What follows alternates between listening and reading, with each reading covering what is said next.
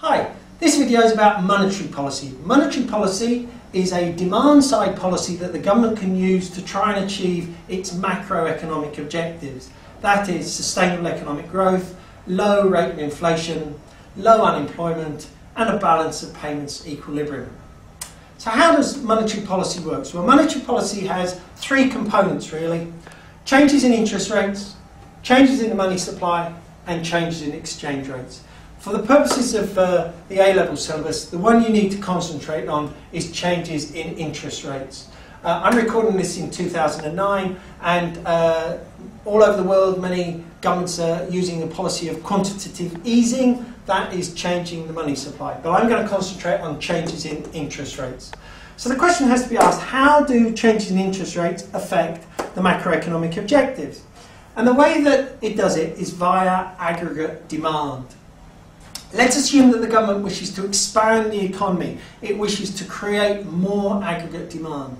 To do this, it would decrease the rate of interest. Now in the UK, rates of interest are not actually controlled by government, they're controlled by the Bank of England, the central bank. So it would be the central bank, the Bank of England, that would decrease the interest rates. Now if you decrease interest rates, you have an effect on most of the components of aggregate demand. If interest rates go down, consumers like you and me find that three things happen. Firstly, if you've got a mortgage, your mortgage payments will go down. This leaves you with more money to spend on other things, what economists call discretionary income. Secondly, there will be an increase in the things that people buy on credit, so-called big ticket items such as sofas, carpets, cars, computers, LCD TVs, things like that. Because these things are bought on credit, if interest rates come down, the credit repayments are less, and so more people buy things on credit. And the third thing, although this is a much smaller effect, is that if interest rates go down, savings are seen to be less desirable, so people will save less. And if they save less, then they spend more. So when interest rates go down, consumption is likely to go up. In the same way, firms will find that they can borrow money more cheaply for investment projects, and so they will borrow more money and invest more in their firms. So investment should go up. The other thing that happens, if interest rates go down, there's likely to be an outflow of hot money from the UK.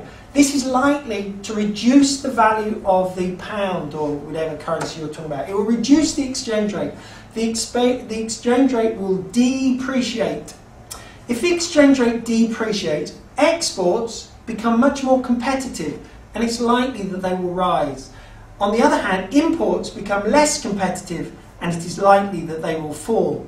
So if you take your aggregate demand function, the likely effect of a decrease in interest rates is an increase in consumption, an increase in investment, an increase in exports. In other words, three injections increase and the leakage goes down. In other words, more money comes into the economy, less money leaves, the economy grows.